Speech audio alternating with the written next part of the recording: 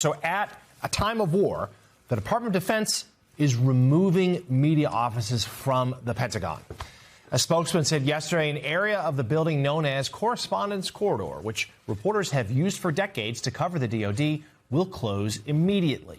The move comes after a federal judge ruled on Friday that a restrictive new press policy attempting to limit journalists at the department is unconstitutional. The New York Times sued the Pentagon last year, claiming the new rules violated constitutional rights to free speech and due process. A judge agreed and ordered the DoD to restore credentials to journalists that refused to follow the new guidelines. The Pentagon is appealing that decision, and this new move, Nancy, is perceived as a way to try to, certainly break the spirit of the ruling, if nothing else, by kicking their correspondents out entirely, so they wouldn't have to, go along with what the judge had to say. So you wrote when the correspondents were initially moved out of the Pentagon. You've covered that agency for a long time. You wrote beautifully about it. Talk to us about this latest step, but why also it's so important at a time of war when the Secretary of Defense and his press briefings are full of bluster and very little actual information. I'm so glad you asked. I'm one of the journalists who refused to sign that and was among those who left on October 15th. And the ruling was quite clear that the rules that they were proposing violated the Constitution, that they should be removed. And the Pentagon responded by saying, we're actually going to come up with different kinds of restrictions. We're going to close spaces. We're going to move reporters to an annex to the building, and obviously violating the spirit of it. And you saw from the New York Times in a statement today that they interpreted it the same way and plan to go back to court. But the relationship between this is not just about the reporters in the building, but really about war itself and the conduct of war. As you noted, the press conferences that have happened since this war started, the questions are picked by the department from journalists that they've solicited to come to the building and cover it. It's very hard to ask follow-ups. Those of us who didn't sign the agreement have to yell questions to get them. And we're not getting a very basic understanding of this war. I'll give you an example. The United States keeps saying that it's destroyed 90% of Iran's ballistic and drone capability, and yet we've seen them still aggressively targeting Israel and Gulf allies. There's no format to ask the question for why that's happening, because the space that we're in is so limited and the press conferences are so controlled. And here's the thing. The way we understand war and the way we talk about war does shape the battlefield. When administration officials don't have to answer questions, don't have to provide precise details, it translates on the battlefield, because that accountability is how we determine whether wars are going well or not, whether the expectations are being met. And so it does have real-world impacts. Now, having said all that, this Pentagon press corps has broken news since what we call the eviction in October, news that the Pentagon didn't want to get out. And I think this press corps will continue to do so.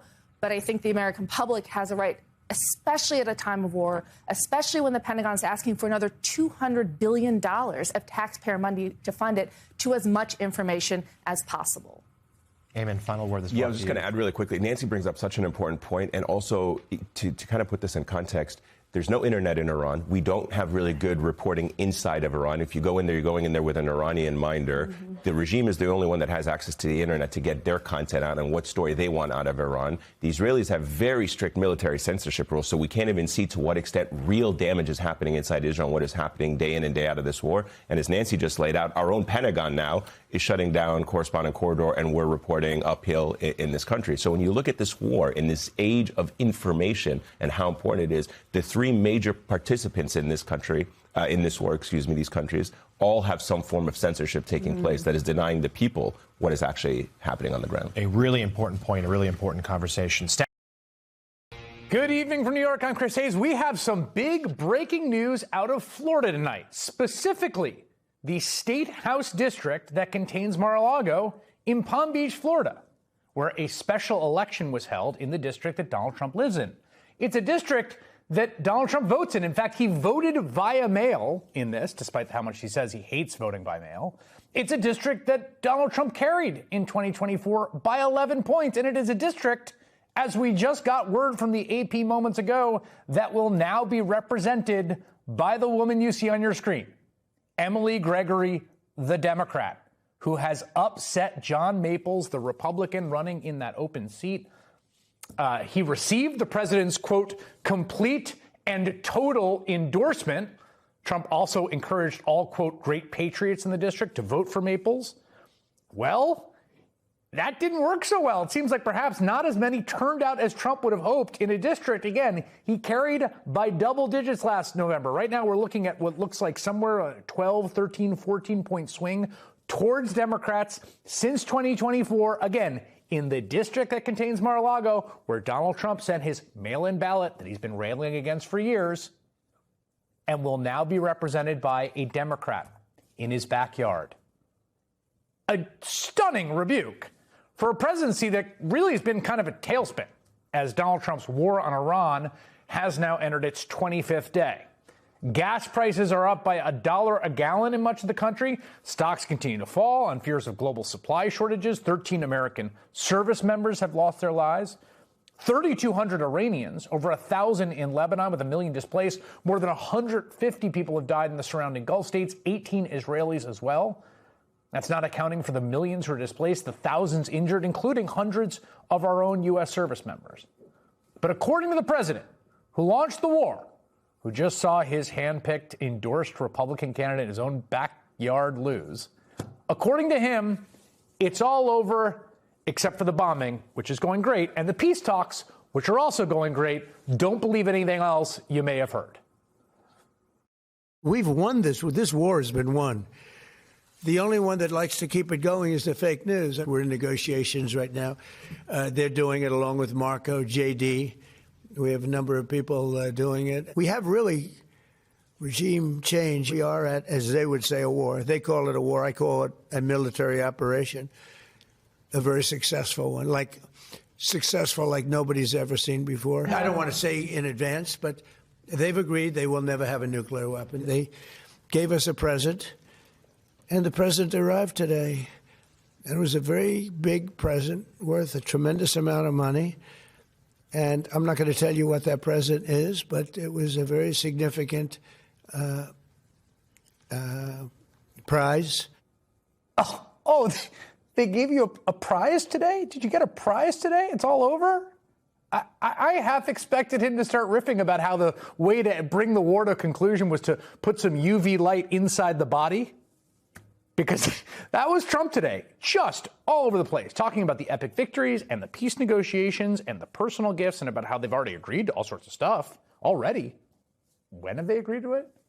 All completely counter to his posture over the weekend, of course, when he threatened to obliterate Iranian civilian power plants, essentially teasing a war crime, if Iran did not stop blocking oil tankers in the Straits of Hormuz, something Iran was not doing before Trump attacked them. But now he has supposedly pressed pause on that bombing plan for 5 days because he said the negotiations are going so well.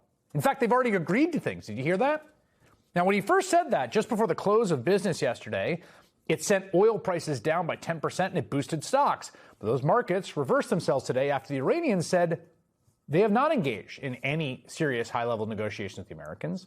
They claimed Trump was making things up to help oil prices. The Israelis said the same thing. That's not to say you should take the Iranians' word for it or the Israelis, but neither should you take the White House's word, particularly when it's coming out of the mouth of the President of the United States. It is becoming increasingly clear that Donald Trump expected a fast and easy win, another Venezuela, and he had no plan B. And now he is flailing to find some kind of fallback position. Just yesterday, the administration was leaking to Politico that they had their eyes on a future U.S.-backed leader of Iran, the Speaker of the Parliament in Tehran. In fact, one unnamed U.S. source who seems to really want a deal said, quote, he's a hot option. He's one of the highest, but we got to test them. And we can't rush into it. Let you guess who the unnamed source is who said it was a hot option. Today, that hot option, the Iranian parliament speaker, trolled Trump for what he called a jawboning campaign to stabilize oil prices, adding, quote, let's see if they could turn that into actual fuel at the pump or maybe even print gas molecules. Call it the fog of Trumpian war, a million contradictory messages flying around, constantly wildly pinging bits of news that don't make any sense together. You got reports now that Trump's negotiators, including potentially billionaire envoy Steve Witkoff, Vice President J.D. Vance, are going to travel to Pakistan for informal talks with an Iranian official. At the same time, unnamed U.S. officials tell the New York Times that Saudi Crown Prince is pushing Trump to continue the war until Iran's government collapses, something the Saudis publicly and strenuously deny. In fact, the Wall Street Journal is reporting that Saudi officials are actually holding talks in Riyadh with their Arab counterparts to find a diplomatic off-ramp from the war. And this evening, U.S. officials say the Pentagon's poised to deploy 3,000 troops of the 82nd Airborne Division in the Middle East. That is in addition to those 2 Marine Expeditionary Units on their way to the region, previously reported, and 50,000 U.S. troops already stationed there. And Iranian-backed militias in Iraq tonight are claiming the U.S. strikes there killed 30 of their members in Iraq. But the peace talks are going great, right? They've already agreed to stuff. Now, of course, all eyes everywhere are continue to be on the Strait of Hormuz, where Iran responded to the U.S. attack by striking oil tankers and shutting down 20% of the world's supply of oil and liquefied natural gas, not to mention fertilizer and petrochemicals needed for everything, including helium that are used in MRIs. So now, this is what's happened.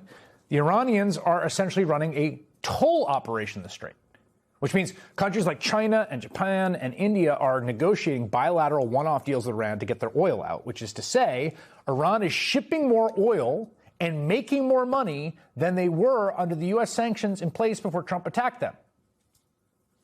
Trump sees this happening, so now he is trying to share control of the Strait with the Islamic Republic of Iran. Thank you. What about the Strait of Hormuz? Who's going to be in control of that? That'll be opened very soon if this works. How soon? And who's in control of it? Will Iran still be able to control the flow of oil? Be jointly controlled. By who? Maybe me. Maybe me. You want the United States to be in Me control and the Ayatollah, whoever the Ayatollah is, whoever the next Ayatollah. Look, and there'll also be a form of a very serious form of a regime change. Me and the Ayatollah, maybe we'll do it. We might do it by text or signal, or I might call him up. You know, should this boat go through Ayatollah? He tells me, and we go back and forth, and we decide. Me and the Ayatollah. Peace is at hand. As soon as my negotiations are done, and also regime change, and well, they really thought this would be quick and easy, right? And why not? It worked before in Latin America, right? Everything we're doing, we're making great. The border is great. The military is great. We're having, by the way, a tremendous success, as you know, in Iran. We had one in Venezuela, and now we're having one in Iran. There it is. There it is. That's the tell, right? That's why we got here. Let's be clear about what happened. That's why we are here. That operation in Venezuela, which, again, was a remarkable operation on tactical grounds by the U.S. military, they thought it was going to be another Venezuela. They told themselves that. And I think they were egged on to believe it by the staunchest advocates of the war, like Israeli Prime Minister Benjamin Netanyahu and Senator Lindsey Graham. But in Iran, a decapitation strike did not lead to mass uprisings. It did not lead to regime change. It led to the situation in which Iran's regime is intact, even if militarily degraded, although also viewing an existential threat, and now have actual, explicit, functional, and physical control of the Strait of Hormuz, something that was always a possibility in war planning, but never the reality it is now. Also, an enormous point of leverage the U.S. can't quite figure out. It looks like Trump and the U.S. is backed into a kind of corner, even though there's no question of the military superiority. And so it can kind of sue for peace because of the oil tanker situation. But again, from a position of lower leverage, right? Try to find a deal knowing that you've kind of given away some of the leverage. Or, what's the other option? Escalate the war. So that's the way, I think, to reconcile all the contradictory developments here. Here's where we are. Donald Trump is issuing an ultimatum he had to walk back from himself because he said there were deep peace negotiations, which then later proved to be completely fabricated, as more U.S. troops are set to be deployed for possible ground invasion in the Middle East, and Lindsey Graham invoking Iwo Jima. Despite reports tonight, the U.S. has supposedly sent a 15-point plan to Iran through Pakistan to end the war. Who knows? But here's what it looks like to me when you take it all together. It looks as if Trump is trying to wave the peace card in order to keep a lid on oil futures and financial markets, two things he cares a lot about and is worried about, and two things that will exert tremendous pressure on him domestically. He wants to keep those at bay long enough to have ground troops get into position, from elements like the 82nd Airborne, who could deploy anywhere in the world in 18 hours, to the Marines, who take longer. All in time for, say, the markets to close for the weekend on Friday, when Trump's pause on bombing Iranian power plants is set to expire. That could be the plan that Trump now settles on 4 weeks into a deadly war where there was obviously, very clearly, never any real plan at all. But I just have to start tonight with that unbelievably delicious rebuke of Donald Trump in his literal backyard. I mean, yes, today was Election Day in Florida's 87th state House district, which includes, as I was just talking with Chris about, Mar-a-Lago. And just to give you a sense of how this district has voted in the past, because there was no way that this was going to sail into a blue seat. A Republican candidate won there by 19 points in 2024, and Trump himself carried it by about 11 points in the presidential election. That was less than 2 years ago. And tonight, a Democrat is projected to flip that seat.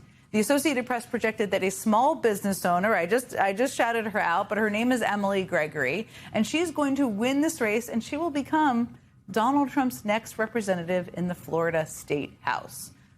Now, Trump endorsed the Republican in this race. Trump himself voted in this election and voted by mail, which is extra hilarious given his relentless attacks on mail-in voting. And also, he was literally in Florida at the time.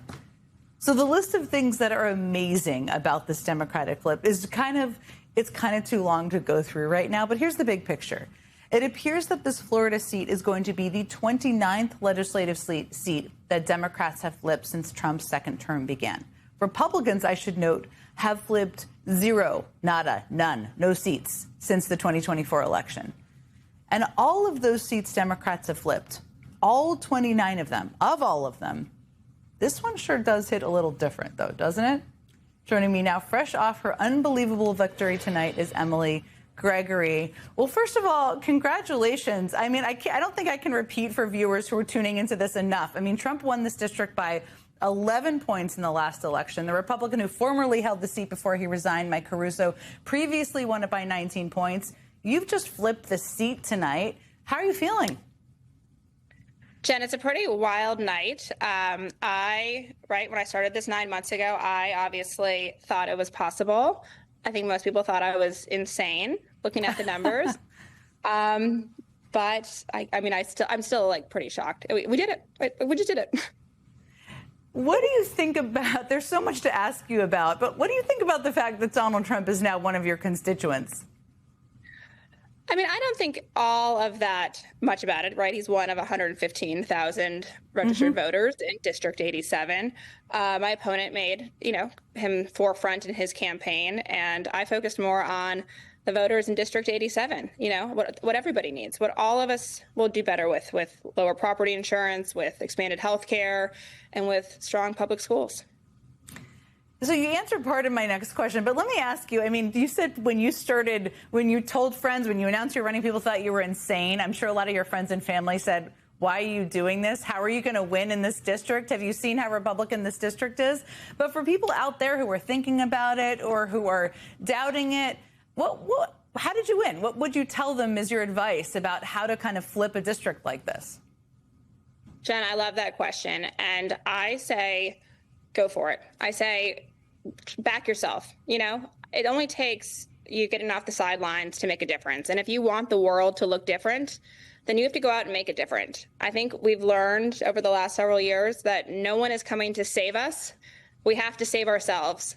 So I might have done some crazy calculus to decide that this was a flip opportunity, but it was, and we did it. So my math worked. It feels like it's settling in for you, and that is so understandable. You're about to be a member of the state legislature in Florida. I'm sure tomorrow morning you're going to wake up and pinch yourself again, which is as you've deserved to do. Now, whoever wins, you are also going to be voting on things. There are new congressional maps that are going to be part of the special session in April. You previously said that you would not support mid-decade redistricting. Is that still the case, I should ask? And if so, how do you plan on fighting for efforts from the Republican majority in the Florida State House? Because you're about to be a part of the legislature. It's real now. It's really happening. I know, like you said, I think it will sink in tomorrow. I'm having a fairly out-of-body experience right now. But there's 5 representatives in the other room. So, yeah, I'm going to huddle with them and figure out how we can fight this because, yes, any efforts to redistrict are a direct call from the president to redistrict in favor of Republicans before the midterms. And the vast majority, overwhelming majority of Floridians made that illegal in 2010 with the Fair Districts Amendment. So we know the voters don't want this, and I'm going to fight every day for Florida families and for District 87. This wasn't the only race in Florida tonight. We were watching your race so closely because we'd been talking to you about coming on, too. Do you have any sense of kind of how other races, are there other surprises that people should be looking out for out there? Or other people whose friends told them, this is crazy, don't run, who are going to surprise people? I don't know about Florida. My phone got taken away like 90 minutes ago. But I will say so to anyone that's thinking about it, just do it. Just if we want different representation and you want people, normies, as I call them, to represent you and to be legislating on your behalf and, set the direction for your state or your local government or whatever the case is, go do it. I think it's so important that we have different voices that are more representative of the average Floridian. You won't know until you put yourself out there. Emily Gregory, thank you for letting us be a part of your out-of-body experience. I thoroughly enjoyed seeing you process this. Congratulations again, and we'll look forward to seeing what you do. Thanks again for joining us. Thank you so much. There is more evidence today that Donald Trump's retribution campaign, carried out by his Justice Department, is going pretty poorly. Brand new reporting in the Washington Post reveals just how weak a Justice Department prosecutor admitted their case against Federal Reserve Chair Jerome Powell really is. From the Washington Post, quote, a top deputy to U.S. Attorney Jeanine Pirro acknowledged in a closed-door hearing this month that the Justice Department did not have evidence of wrongdoing in its criminal investigation of the Federal Reserve over the cost of its building renovations, according to a transcript of the court proceedings. The case was opened after Powell gave testimony about the cost of renovations at the Fed's headquarters. Prosecutors were weighing whether to bring fraud or misconduct charges against the Fed chair based on that testimony. But according to the Washington Post, quote, chief of the criminal division of the U.S. Attorney's Office in D.C. said at the March 3rd hearing that Justice Department lawyers did not know at this time what evidence there is of fraud or criminal misconduct, arguing only that the project was $1.2 billion over budget and that it doesn't seem right. Just days after that admission of no evidence, federal judge James Boasberg quashed the DOJ's subpoenas targeting Powell. According to MS Now's reporting, he found the case, quote, so thin and unsubstantiated that the court can only conclude that they are pretextual. I want to bring in senior investigative reporter Carol Ledding. Michael is still with us. All right, Carol, take us through this. You reported Judge Boasberg found that this case was not based on evidence. Now we know that the DOJ admitted that they did not have the evidence. Tell us more.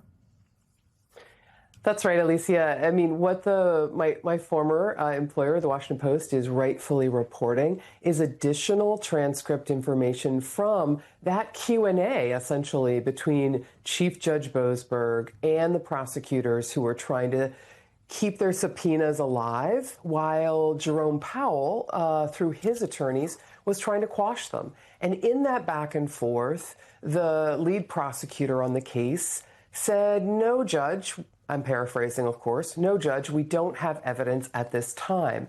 And that kind of, screams out that you don't have an articulable basis to conclude a crime has been committed. As we reported on MS Now First about a week and a few days ago, if my memory serves, Judge Boasberg ruled very, very unusually, by the way, he was going to quash these subpoenas and release the decision to quash because there was essentially no evidence of any crime. And that made him uncomfortable, very uncomfortable, based on Donald Trump's previous pattern of telling the Justice Department who to prosecute, who he didn't like, And that's really not the way the law in this country works. It's not how the Department of Justice works. It's not how investigations are supposed to open. And it's not how subpoenas are issued. Michael Feinberg, a judge looking for evidence. I mean, what does it do to the level of trust between DOJ prosecutors and judges to have this admission that they themselves knew there was no there? So, look, I think that level of trust has been destroyed across the country, with the exception of a slim majority on the Supreme Court at this point.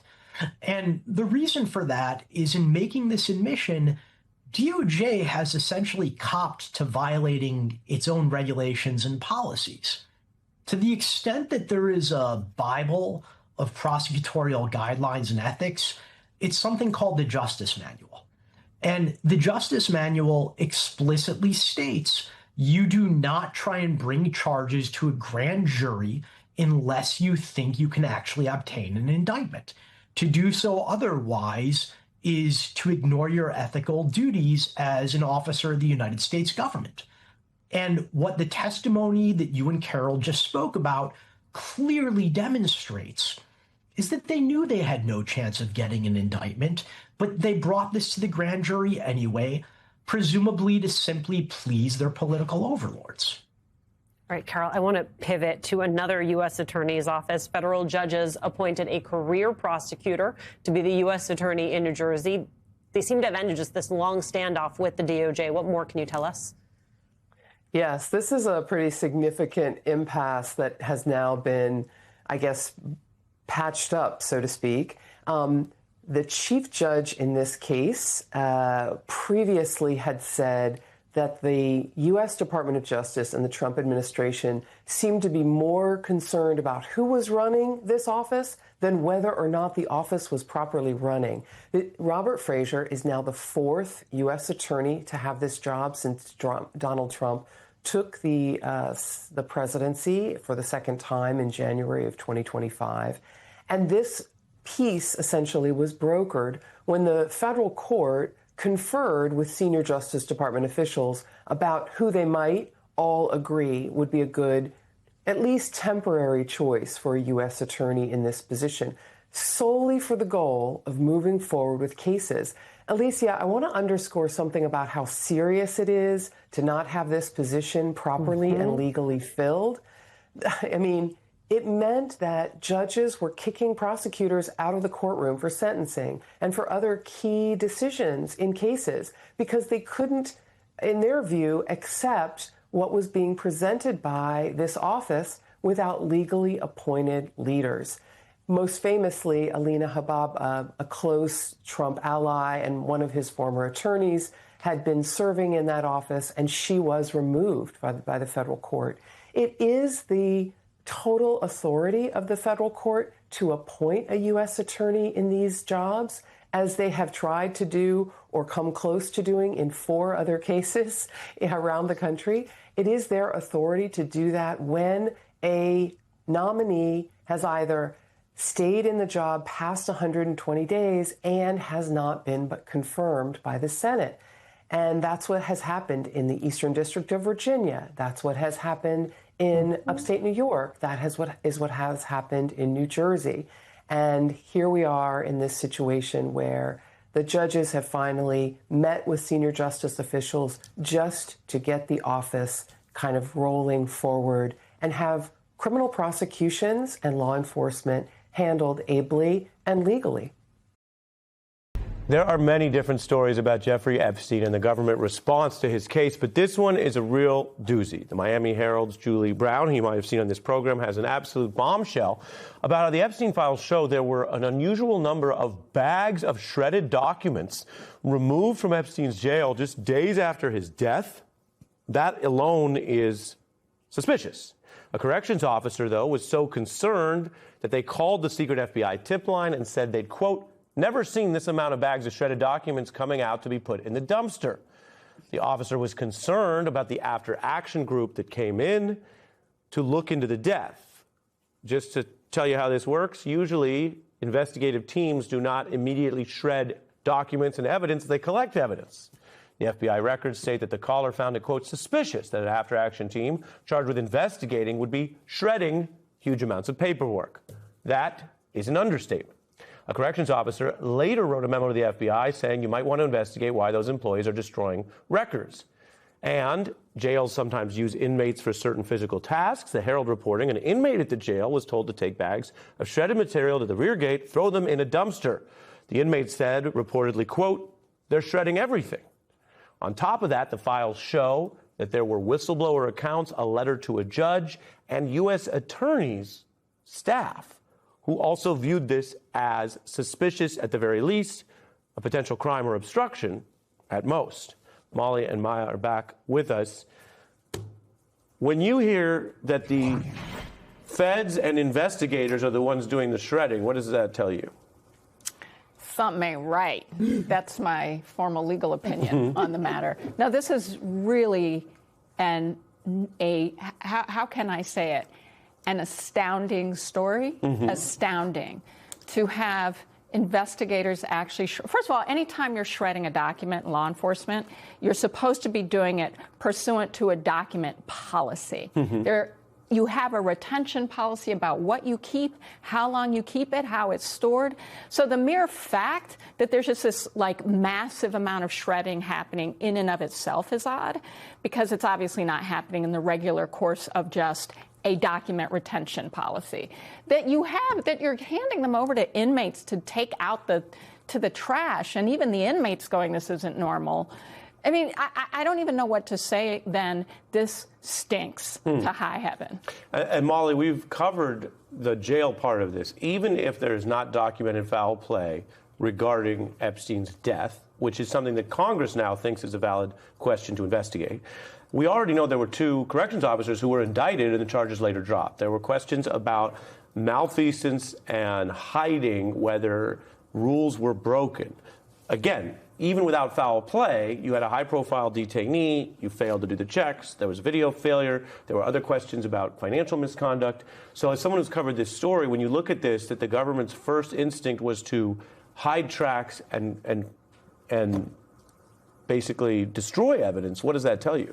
Yeah, look, it's the largest, if we just pull back for a minute, largest sex trafficking case that we know of, probably in American history. Todd Blanche says more than 1,200 victims, children, girls.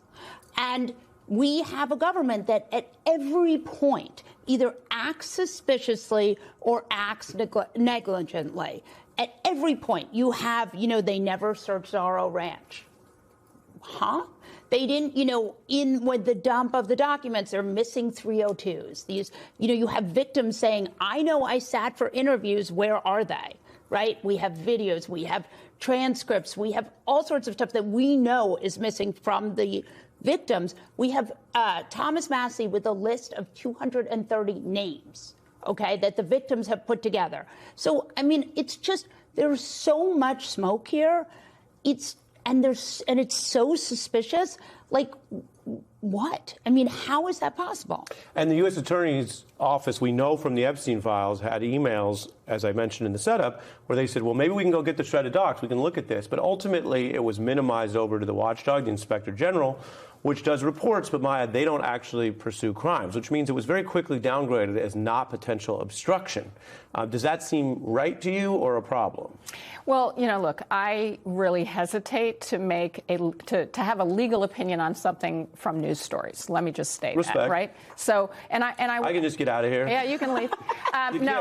News story. Well, I mean, because the one thing when you have any kind of legal case is there's all kinds of information. No, I appreciate that the press does not have. Right. And it would be unfair to have a legal opinion in the absence of having access to more information. It stinks to high heaven, to Molly's point, and this goes back to the fact that there should be really aggressive transparency here. I do want to say this because coming from the civil rights community, we have been complaining about deaths in custody for a long time. Yeah. And half of the deaths in custody are suicides, half. Right. And half of those are people who haven't done what they're supposed to do as employees in those Bureau of Prisons. And so to your point, we don't know what the motives are, and we don't know all the facts. It's wrong. It happens all the time. To a lot of people, people who don't get news coverage. We should care about that. And we should be asking for aggressively bipartisan oversight of this. I do want to say that it is critical that we remember the true victims here. Yeah. And that's the women. I want to bring in MS Now's Ariel Hickson at Atlanta's Hartsfield-Jackson International Airport. Kevin Fry is on Capitol Hill. Stuart Stevens is senior advisor at the Lincoln Project and author of the book, It Was All a Lie, about President Trump's Republican Party. David Graham is a staff writer for The Atlantic. So, Ariel, bring us up to speed. What's it like where you are? Well, you know, Chris, travelers are still arriving 4 to 5 hours ahead of their flight. Yet, if you can take a look behind me, things have definitely changed dramatically. Now, it is Tuesday. This is not the rush of the weekend travel, but right now, wait times are about 30 minutes long. When passengers get to the front of this line, they have this kind of look on their face like they're shocked. They're like, oh, okay, this is good. Yet there's still some frustration here because on the back end of all of that, once they get through security, they still have to wait 3 or 4 hours for their flight and or try to change that moving forward. And that is just what we're seeing as kind of the ripple effect of how Congress has influenced so many people across the country, as TSA officers have been calling out. Here at Atlanta Airport, 40% of TSA officers have called out sick. I spoke to a union rep who just say that at this point there might be a little bit of a lull that you're seeing right now, but he says that there's no end in sight, and he really imagines that this could get worse over time. And passengers really have a lot of sentiment for these TSA officers who are working without a paycheck, showing up every single day to make sure that passengers can get by safely. Take a listen. Treat people how you want to be treated. You are not in these long lines. You're not standing outside. You do not have small babies. We need you to get your act together so that these people can get back to work, get paid as they should be, because they are doing the work. That's my message. One new update. Now airlines are starting to take charge. Delta has suspended all courtesy and family police escorts for members of Congress moving forward. So a bit of a shift here. Chris? Okay, thank you so much for that. Stuart, when we have people who are waiting 4 hours in line, or in that case, having to show up 4 hours ahead, you go on websites of some airports, because I've done it, and it won't tell you anymore how long the wait is, right? So you don't have any choice but to try to get there early. Why does it have to get this bad for lawmakers to get serious about potentially fixing this horrific situation? Well, look, it's interesting you say that, because I'm flying tomorrow, and I was checking on the TSA app, which is usually pretty good about wait times, and it says that it hasn't been updated in 2 weeks, which isn't particularly helpful. Look, I think this just all arrives out of the sort of necessity of the being of Donald Trump. He cares nothing about solutions. He picks these fights. He sees everything as sort of a test of will and manhood. So this is about save, really? Really? That's what it's about? You know, it costs a lot more to drive now. You can't fly. There's a war. I mean, how's this going? And I just have to say, the idea of putting ICE agents who aren't doing anything there, it's very difficult to assert that this is not to just customize people to having ICE agents everywhere in their lives, like at the polling booths. And I don't think that that's a coincidence. I think it's a very deliberate tactic here to use ICE as a sort of back pocket paramilitary force that will enforce whatever this president administration wants to do. I want to talk a little bit more about that last point in a bit, but let me go back, David, to where we are right now, because you have this new piece out that points out what we're seeing at the airports is part of a much bigger problem, which is that the American system of air travel is essentially broken. Is that the real story that we're seeing play out in real time? I think for the president, there's a very unfortunate collection of things going on. We've seen sustained disinvestment in things like air traffic control, in airports themselves. We've seen, the first fatal crash of an American carrier in 16 years came at the beginning of his term last year. And all of these things are coming together. And I think Americans are rightly upset. Broadly, I think this reflects the kind of dysfunction we have in politics. These problems just don't get solved. And instead, we have kind of short-term solutions. Or in this case, the president refusing to agree to a short-term solution that would ease some of these lines. And to that point, Kevin, lawmakers can say all they want, but we were supposedly close to a deal before, and the president nixed it. Is what you're hearing now different? What are you hearing now? Yeah, I mean, look, the contours of this apparent agreement that came out of this meeting last night between GOP senators and the president is not all that different than what was pitched to the president in the days that preceded it, basically carving out most of ICE, if not all of it, and then funding everything else around it and doing ICE later. My understanding, based on talking to various senators, that really what they're going to do here is focus on, as I just mentioned, funding everything except for the ERO, the enforcement and removal portion of ICE, and then try to get some of those reforms sprinkled in. At the end of the day, what most senators are saying, though, on both sides of the aisle, is, trust and verify. We don't have a document in front of us yet. Particularly Democrats remain very skeptical because they don't know exactly what this is going to shake out as, because we've not heard from the president himself. But nonetheless, a degree of optimism. Here's Senator Thom Tillis. It sounds like from those who went to the meeting yesterday afternoon that they made progress. So, it's an amazing thing around here how things get settled just before recess. But we'll see whether or not that forcing mechanism works this time. I, for one, think if we don't, we need to stay here until we get it done. And thus is the nature of Congress, because there are kind of two confluencing things going on here. One, it is a deadline that is Friday, that they are supposed to leave town for the Easter, Passover, etc. holiday break. And also the fact that, as we have seen in past shutdowns, it is the horrific images we're seeing coming out of airports that amp up the pressure here on Capitol Hill. People get calls from their constituents, and there is a drive to actually find a solution. Well, I guess that leads us to the original question, Stuart, which is there's no doubt, because every member of Congress I've talked to has said that they are getting the complaints. Like, they're not immune to the fact that their constituents are very unhappy. But ultimately, is this all about Donald Trump, and who's going to convince him? Well, look, let's go back to kind of how this started. You can make a good case that we're at war in Iran because of the Epstein files. Now he wants to change to change the subject from the Epstein files. Now he wants to change the subject from the war in Iran, so we have this crisis at airports. And one of the ironies here is standing in line longer at the airports is an effort for Donald Trump to make it you stand longer in line to vote, because that's what he wants to do when he does away with mail-in voting, which people love, and it's completely fraud-free. I never saw any fraud in all the elections I did. So, look, I think this is just an incoherent mind at work that's sort of bouncing around between this issue and that issue. There's no philosophical, conservative element to this. Like, we can resolve this by whatever. So you end up with chaos. And when you have a party that the people inside that party are afraid to speak out, I mean, you have Kennedy and Cruz saying we could have solved this, but they're not really saying it very loud, and they're really not saying it to Donald Trump. They're just kind of covering their own ass. It's a really bad, dysfunctional situation. But, at the heart of it, the Republican Party is not a governing party now.